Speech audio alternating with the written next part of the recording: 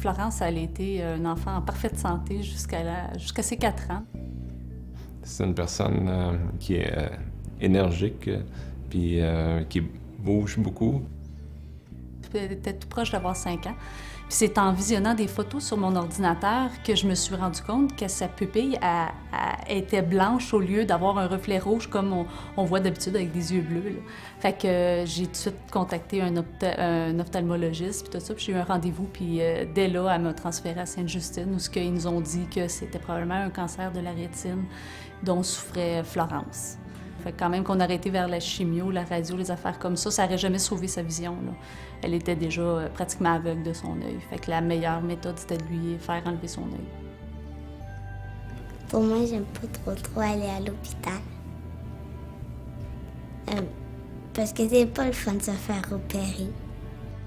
Ah, ça fait mal. Ça fait mal en dedans. On est pendant des semaines là, à de la regarder différemment ou ben non, à se dire là, ça n'a pas d'allure. Là. Tu sais, enlevez-moi mon œil à moi, pas à elle, dans le fond. Elle est toute petite, elle est toute jeune. Comment qu'elle va faire? J'ai beaucoup aimé mon rêve parce que j'ai nagé avec les dauphins. Quand on a su que ça allait pouvoir marcher, là, on en a fait part à Florence, puis Florence était très contente. Puis déjà au départ, elle savait c'était quoi son rêve. Puis ça faisait longtemps que c'était un animal pour elle, qu'elle adorait, puis qu'elle rêvait un jour de les nager avec les dauphins. Fait que quand ça a été possible, qu'on nous a dit que oui, elle était éligible à réaliser son rêve, ça a été automatique. Elle a dit, moi, je vais les nager avec les dauphins. C'est le fait d'être réunis pendant une semaine, puis que Florence, elle soit dans son rêve, puis la chose qu'elle désirait, là. On a été avec toute la famille pendant une semaine à avoir du plaisir, puis elle a beaucoup aimé ça, les sœurs aussi.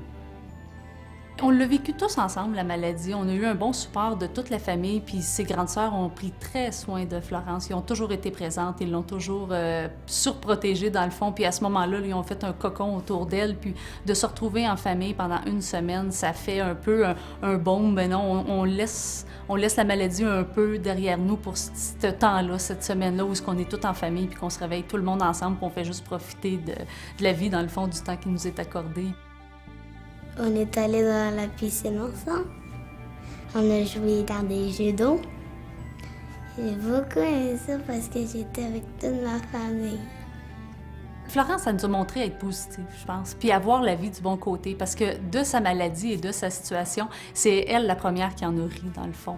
C'est elle la première qui nous est arrivée puis qui nous a dit « Moi, j'ai pas de problème avec juste un œil, je me bouche un œil pour jouer à la cachette. C'est bien plus facile que d'être obligé de se cacher les deux yeux. » Fait au bout de la ligne, sa situation, elle apprend de façon positive, fait qu'on n'a pas besoin de la regarder en étant s'apitoyer sur sa situation à elle. Il faut le voir de sa façon à elle avec, puis se dire « Bon, mais la vie continue, puis il faut la voir comme ça, puis être en forme, est en bonne santé, puis elle est positive, il faut l'être nous aussi, là. » Et la Fondation Rêve d'enfant, je dirais que ça change une vie. C'est vraiment un pansement sur un gros bobo. C'est la réalisation d'un rêve, c'est de voir des étincelles dans la vie des enfants. C'est tout. C'est le bonheur qui se vit au quotidien durant la semaine qui nous est donné. Puis c'est magique. Ils font des choses magiques pour les enfants, puis pour toute la famille, dans le fond.